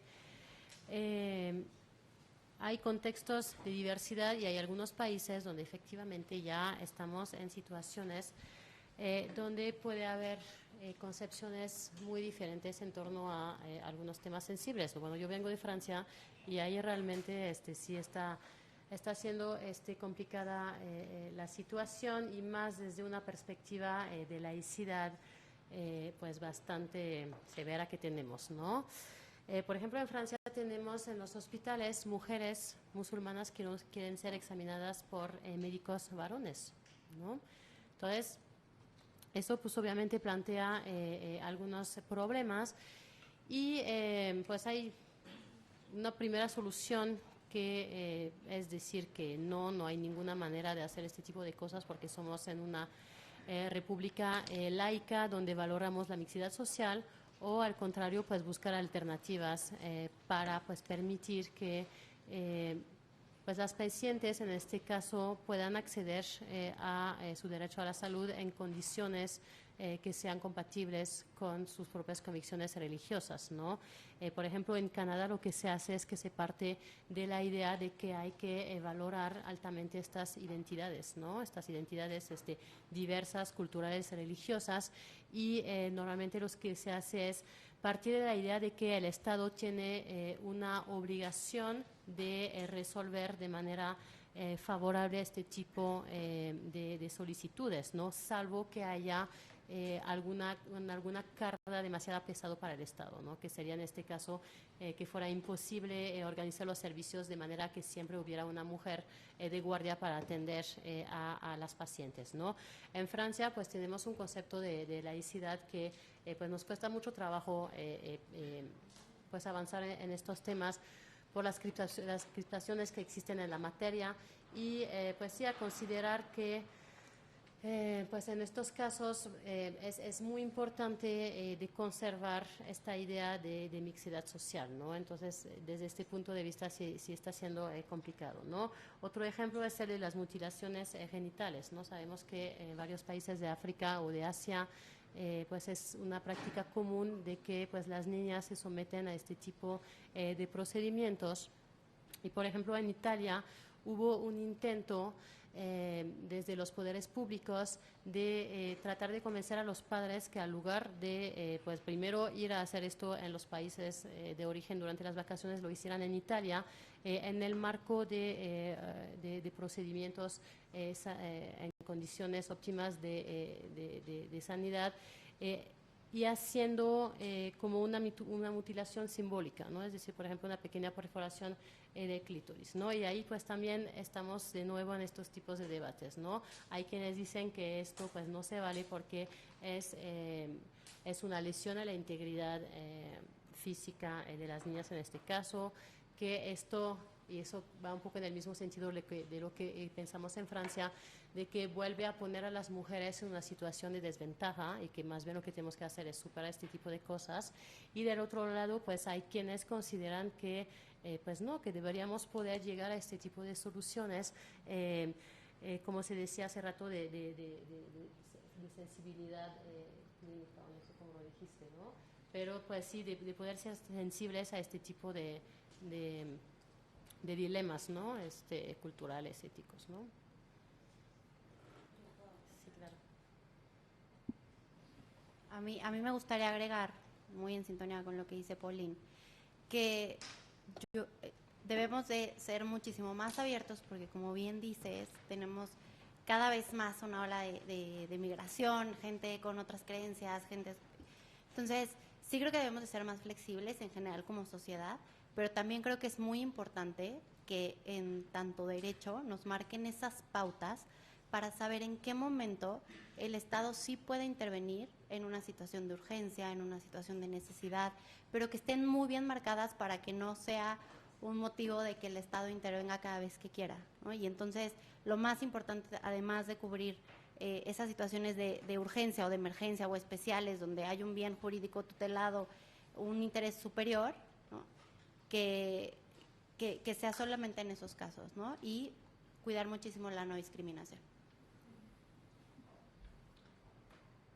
No, creo que se quedó cubierto. Y, a ver, sobre las dos preguntas, a propósito, ¿qué pasa si hay hubiese un rechazo a un tratamiento, entendí, por parte de un adolescente? Supongamos que es competente, ¿no? Se hizo un análisis de competencia, concurre con sus padres, y entonces, ¿qué? ¿Aceptamos solo eso y punto? ¿Sí? Esa sería la pregunta, entiendo, ¿no es cierto? Bien.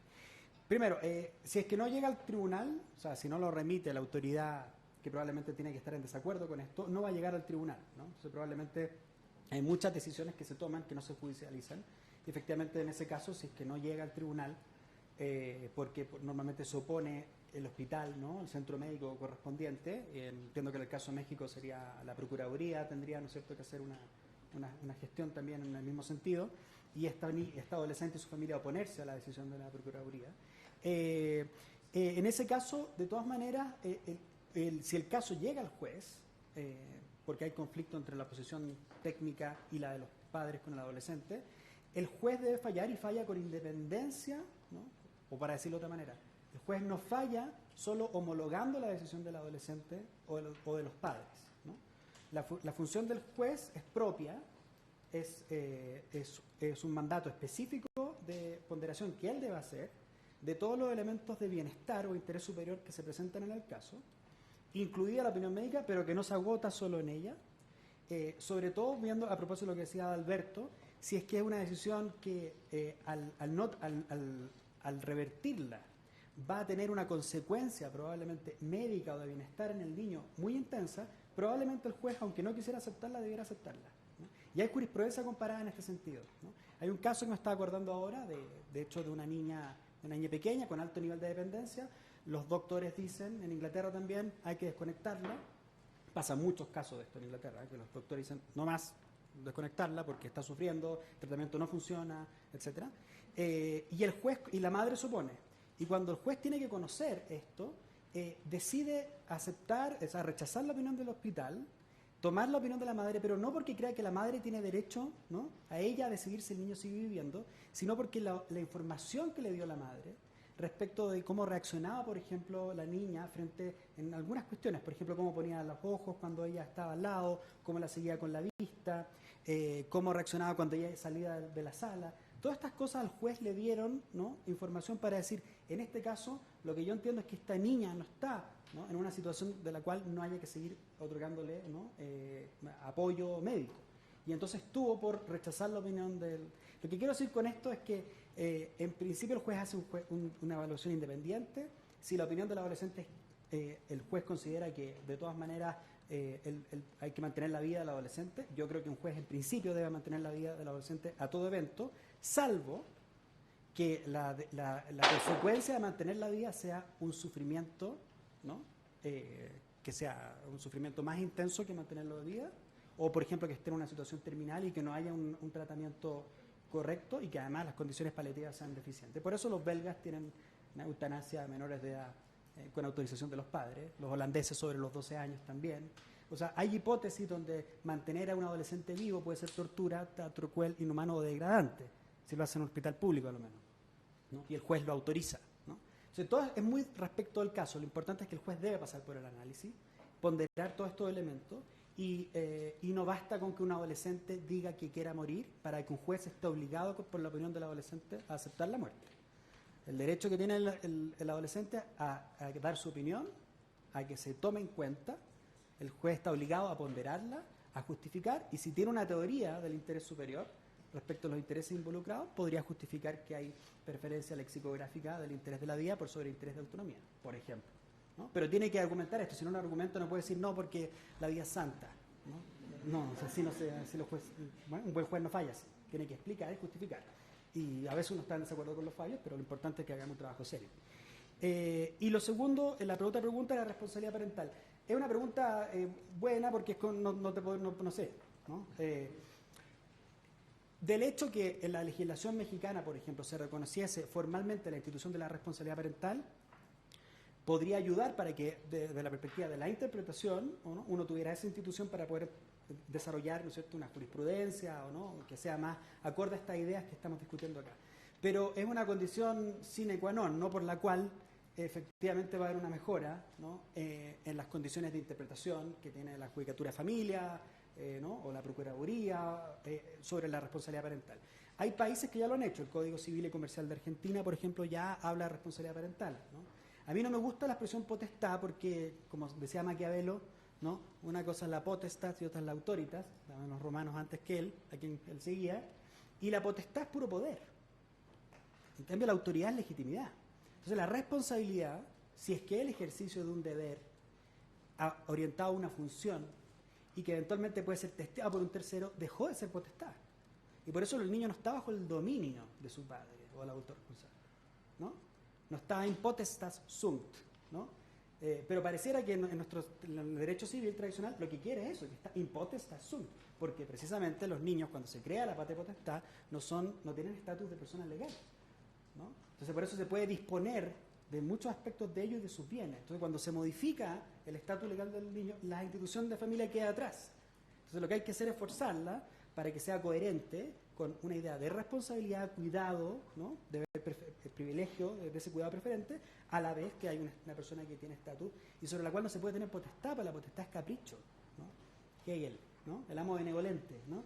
Ahora puedes salir, ahora puedes hacer esto, ahora te puedes cortar el pelo, ahora puedes tener esta religión, si es que yo te lo autorizo. Y es una relación de dominación, no de cuidado ni autoridad. Entonces, vamos a tomar 3 preguntas más. Una por acá, otra por allá. ¿Alguien más? Y allá. Buenas tardes. Una pregunta para Nicolás también.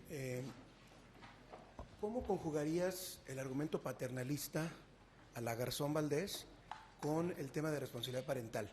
Es decir, ¿crees que puede existir al menos un conjunto pequeño, reducido, no lo sé, de casos en los que las necesidades básicas de las personas de que hablemos, por ejemplo de menores, estén en peligro? Necesidades elementales básicas. Y el caso de Testigos de Jehová es un caso de estos, ¿no? ¿No será que el argumento que la Corte, aunque no lo dijo expresamente, aunque aquí está Ana María, nos podría aclarar, es un argumento paternalista justificado? Porque hay paternalismo que no está justificado, pero hay otro que está justificado. Y lo relaciono con el tema de las vacunas. Creo que a veces en el ejercicio o en el malentendimiento, no lo sé, ¿qué opinan ustedes?, de esta responsabilidad parental, empezamos a ceder, y utilizo el verbo ceder, civilizatoriamente bienes ganados, ¿no?, al fanatismo, a la mala información, al internet. Y la gente empieza a no vacunar a los hijos y tenemos las consecuencias que ya estamos viendo en Estados Unidos, porque ejercieron esa suerte de derecho, de titularidad, para decir, no, a mi hijo no se le vacuna y él está de acuerdo porque soy su madre, qué sé yo. Y vamos, sin ese tipo de casos extremos, yo estoy de acuerdo con la responsabilidad. Me gustó mucho el concepto, que yo no soy experto en estos temas, concepto que manejaste, Paulín, que es el de la gradualidad, ¿no? De la autonomía gradual, algo así, progresiva. Está bien. Eso me suena muy bien, pero si es progresiva, eso quiere decir que habrá un grado 0 y un grado 10, un grado 100. En los grados 0, ¿podría estar justificado un argumento paternalista?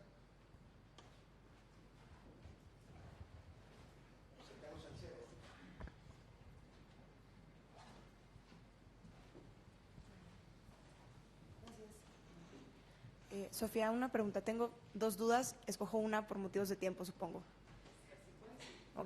Ok. Una duda para doctora Adalberto.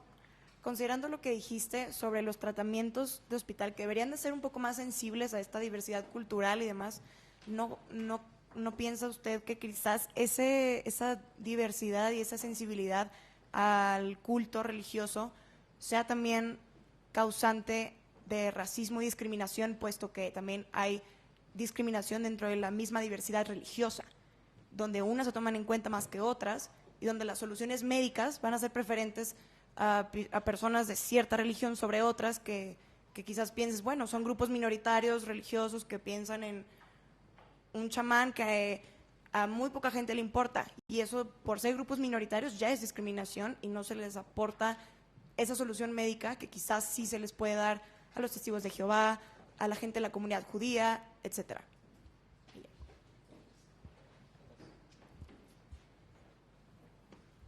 Gracias. ¿Cómo debería responder el Estado a los movimientos antivacunas que, si bien no ponen en peligro al niño en un futuro inmediato, sí lo hacen pues a lo largo de su vida? Por ejemplo, con enfermedades como el sarampión, que ya existe una vacuna gratuita y que aún así hay gente que pues no vacuna a sus hijos.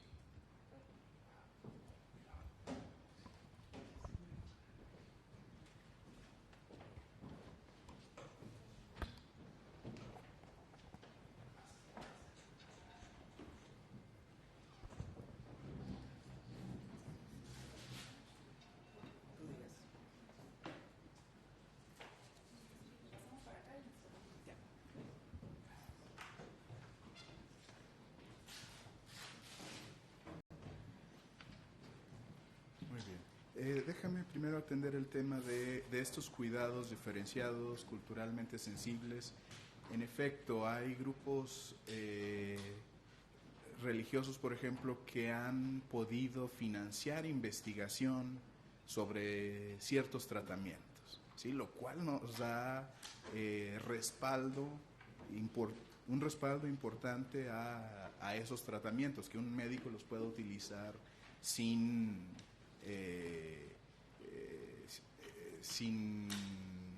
suponer que esté haciendo algo mal, ¿sí? Pero por otro lado, y en el caso de los cuidados o la medicina tradicional, por ejemplo, también se han hecho estudios donde muchos de los tratamientos tradicionales tienen cierta efectividad. Obviamente hay temas o enfermedades que no pueden curar, pero lo importante, por ejemplo, de hospitales interculturales es eso, que aparte de haber un médico tradicional, haya también un médico científico para que pueda haber una referencia, ¿sí? Aquí vamos a cuidar, por ejemplo, los aspectos espirituales de ese cuidado, pero serían o son médicos los capacitados para reconocer aquellos casos donde necesitan hacer la referencia, ¿sí? Los hospitales que en efecto existen y no son tantos, tienen esa posibilidad. Obviamente se vuelve difícil atender a las particularidades de la diversidad cultural en México, es amplísima, ¿no? Entonces, pero bueno, creo que este caso los gobiernos locales, aquí el gobierno local tendría mucha importancia en poder determinar cuáles serían los más importantes a ofrecer, y poniendo siempre como límite que ninguno, esto que mencionas, no puede abrir la posibilidad o no deben abrir la posibilidad de discriminación. Los tratamientos que se ofrezcan, y esto está bloqueado por la ley, permitan cualquier clase de discriminación. ¿Sí? Bueno, hago un comentario sobre el tema de las vacunas. Se puede tomar la posición fuerte y paternalista de decir, en caso de una pandemia, una epidemia fuerte, pues sí, llamas y vacunas, porque está la vida de todos en juego, ¿sí? Pero digamos que va a ser una posición siempre problemática. Creo que no pierde responsabilidad. Si un niño muere por no haber sido vacunado, los responsables son los padres y tienen que enfrentar consecuencias jurídicas de ello, ¿no? Y bueno, una forma suave de alentar a la vacunación es lo que sucede en el sistema público de educación, donde bueno, quieres venir y estar con otros niños, quieres servicios del Estado, muéstrame que estás vacunado, si no, no te puedo permitir que pongas en riesgo los demás niños que están aquí. Sería mi opinión. Nada más para agregar, en cuanto al tema de las vacunas, y muy en consonancia con lo que dice Adalberto, por ejemplo, o sea, definitivamente en cuestión estrictamente jurídica y legal, no hay un procedimiento tal cual para esta situación, ¿no? Entonces, ¿puede el Estado transgredir la autonomía de la familia? Pues no. No o no cuándo, ¿no? Entonces, si se convierte en un problema grave general de salud, donde la población estamos viviendo una situación, ahí tal vez sí. ¿Cómo? A través de ciertos lineamientos, ¿no? Ahora, algo muy interesante que pasa actualmente es, bueno, ¿quieres estudiar en esta escuela? Pues aquí está la cartilla de vacunación y me tienes que presentar una copia de que estás con todas las vacunas vigentes, ¿no? Si no tienes la copia de la cartilla, pues entonces no puedes entrar a esta escuela. Y es un tipo de sanción muchísimo más ligera, pero puedes irte a otros lugares, no te estamos discriminando, no estamos impidiéndote la educación, puedes irte a otros lugares, pero simplemente aquí no vas a poder estar, ¿no? Entonces es una de las maneras en las cuales se puede pasar esta situación. Bueno, yo creo que tengo una posición más dura sobre las vacunas, porque no es un asunto simplemente individual o familiar, sino que tiene repercusiones sociales muy importantes, ¿no? Es decir, se necesita llegar a una tasa alta de vacunación para que haya una inmunidad de grupo, ¿no? Y esto, el desarrollo de enfermedades, como lo vemos en Occidente con sarampión, pero también el regreso de la polio en algunos países, pues eso no solamente afecta a las personas que no están vacunadas, sino que pueden afectar, por ejemplo, a bebés que todavía no tienen la edad para ser vacunados, ¿no? Entonces, tradicionalmente, en las últimas décadas, había pues bastante tolerancia por parte de los estados respecto a estas situaciones excepcionales donde se alegaba motivos religiosos, pero también hay todo el desarrollo de nuevos estilos de vida saludables, donde se explica que todo lo que es artificial es malo, etcétera, etcétera, ¿no? Entonces los estados normalmente cerraban los ojos y daban incluso permisos de no vacunación. Lo que vemos, por ejemplo, ahora en Estados Unidos es que Estados Unidos, que además tiene una tradición jurídica pues muy respetuosa de la libertad individual, ahí hay un cambio completo sobre estos temas, ¿no? Por ejemplo, en California, donde hubo un brote de sarampión hace unos años que empezó en Disneylandia, y donde se daba tradicionalmente exenciones de vacunación de manera muy fácil, ahora eso ya no existe y ahora hay una obligación de vacunar. Por ejemplo, también en España hubo un brote de sarampión en una comunidad así de estos estilos de vida naturales, y un juez falló en el sentido de una obligación de que los niños se sometieran a una vacuna obligatoria, ¿no? Yo creo que ahí la diferencia entre los casos que hemos visto anteriormente es que sí hay una afectación a la comunidad en conjunto y que por lo tanto sí hay buenas razones para ser más estrictos sobre esta problemática, ¿no? Estamos escuchando cosas que parecen locuras, ¿no? Fiesta de sarampión donde los papás se juntan cuando un niño está contagiado para que todos se contagian y puedan después como desarrollar la inmunidad. Eso pues obviamente es muy grave para los niños desde un punto de vista individual, pero también para la comunidad en su conjunto. Sí, yo creo que todos somos antivacunas, sin complejos de ningún tipo. Y sí, solo para agregar, si un caso de un padre, ¿no? O una madre que no quiere vacunar a su hijo llegase a la Corte Interamericana o a la Corte Europea de Derechos Humanos, lo rechazan, lo va a perder. Lo va a perder en el caso europeo probablemente por margen de apreciación, va a decir que el Estado está en mejor condición de evaluar esta cosa, probablemente como se la da las manos el Tribunal Europeo en muchas ocasiones.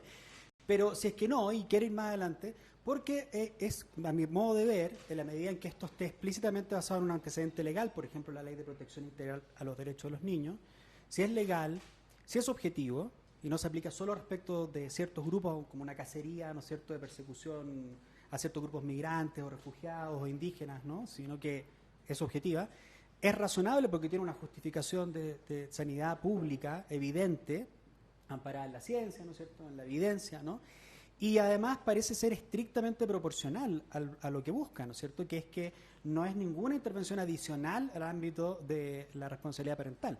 Es estrictamente en aquello que dice mención, ¿no es cierto?, con la necesidad de contar con las inmunizaciones correctas. Sí. Con el caso de la transfusión sanguínea del testigo de Jehová, ¿por qué es distinto? ¿Por qué sí le pedirías la opinión de la niña? No. El antivacuna, estamos pensando por qué, o hay una opinión del Estado, por qué podría rechazar una cuestión de este tipo. Si el caso se judicializa, siempre hay que tomar la opinión del niño. En toda materia, aunque tenga 6 meses. Y lo que dice el Comité de Derechos del Niño, que en los casos que los niños son muy pequeños, hay maneras que la gente que trabaja con niños, o sea, probablemente el representante va a poder traspasar eso, pero por ejemplo los casos de abuso sexual o negligencia parental, que los niños son muy pequeños, la lex artis en ese campo es tratar de conocer o reconocer cómo el niño se siente, cómo reacciona para reconocer de ahí una opinión indirecta, ¿no? Pero obviamente cuando se trata de ponderar competencia y todo, se tiene que tratar de niños que puedan justificar, explicar. Pero la opinión del niño es una condición sine qua non de cualquier análisis de interés superior. No hay interés superior si la opinión del niño no se escucha, no se toma en cuenta y no se le hace devolución al niño sobre esa opinión. Lo que no es lo mismo que estar de acuerdo con la opinión del niño. Los niños no tienen derecho a ganar ninguna discusión. No está en la Convención ese derecho. Tienen derecho a argumentar y a que se respeten sus intereses. Y sobre la segunda cosa que tú preguntabas del paternalismo justificado, sí, a la de Garzón o quien fuese, yo diría 2 cosas. La primera, hay 2 maneras de mirar estos casos. Estaba pensando en los casos de personas con discapacidad intelectual o discapacidad severa y todo. Un esquema es el que protege autonomía y solo autonomía, y otro en que tú proteges bienestar o interés superior. El modelo en temas de infancia que hemos escogido, nuestra Lex Artis en este mundillo, así de la infancia, la convención y todo, no es el primero. La convención no es una carta de autonomía, ¿no? Es una carta que lo que tiene al centro es el interés superior. Entonces la pregunta que sigue, ¿y qué es el interés superior? Entonces, ¿cuáles son los intereses que confluyen en el interés superior? Y los niños tienen distintos intereses. Tienen intereses básicos como tomar agua, comer, no morir, ¿no? Que no los torturen, que no los desaparezcan, que no los trafiquen, ¿sí? Y tienen derechos al desarrollo, que son sus derechos de educación, ¿no es cierto? Tener las condiciones de un país que tiene un sistema sistema de protección integral, el CIPINA, es la manifestación de la garantía primaria de un derecho al desarrollo, ¿no? Pero también tienen intereses por autonomía. Entonces no puede haber protección del interés superior si tú no escuchas, porque es la manera de saber cómo estás desplegando un respeto por la autonomía. Pero en el caso de los niños, la autonomía es sui generis. Esta es la cuestión, no es cualquier autonomía, porque una consideración de bienestar tiene que velar por respetar la autonomía de hoy día, pero también la autonomía futura del niño. No quiero ir al colegio, ¿por qué? Porque soy competente, me doy cuenta y no quiero ir al colegio, ¿no? Y tengo 16 años y no lo voy a hacer, ¿no? Y mi derecho, y esto, si yo respeto solo autonomía, como lo hacían en los años 80 un grupo de intelectuales que eran los emancipadores de los derechos de los niños, que decían la historia de los niños es la misma de las mujeres, de los pueblos indígenas, de los afrodescendientes, porque han estado in potestas sunt respecto a sus padres, entonces hay que liberarlos dándoles libertad. Si los derechos son libertad, entonces los niños tienen que ser libres de los padres, tienen que ser libres de esa cosa que se llama responsabilidad parental, ¿sí? Ya es un absurdo, es un mal argumento, ¿no? Porque no describe correctamente lo que está en juego en los intereses humanos y menos respecto de ese grupo de seres humanos en la etapa de desarrollo vital en que se encuentran, ¿sí? Entonces, si tu estándar es interés superior, los intereses son diversos y solo uno tiene que ver con autonomía. Y si tienen que ver con autonomía, es una autonomía más dinámica, más compleja, ¿no?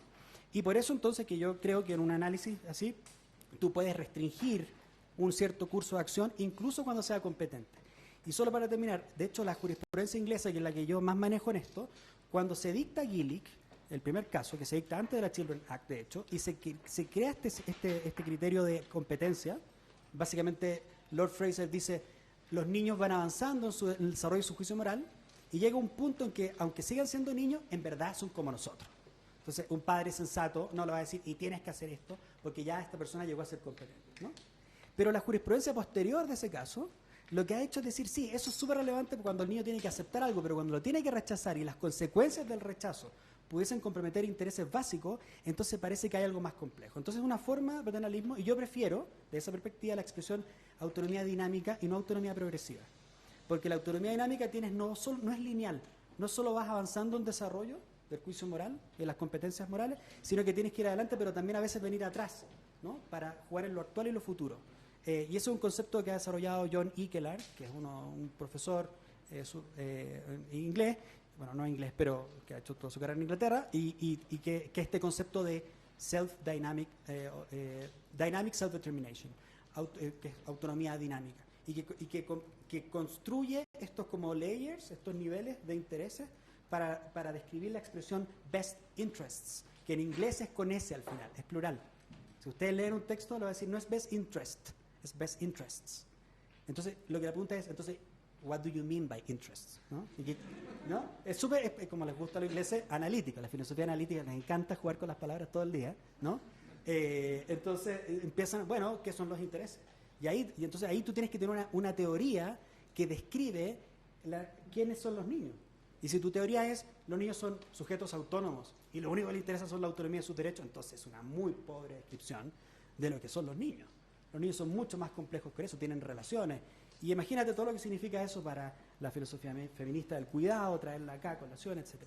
Digo esto, y perdona Sofía que me embalé, me emocioné en mexicano, me embalé una traducción intercultural a propósito de mira, estamos ahora discutiendo en Chile, porque la Corte, ustedes saben, ha dictado jurisprudencia sobre la inconstitucionalidad de la interdicción en el Código Civil de México.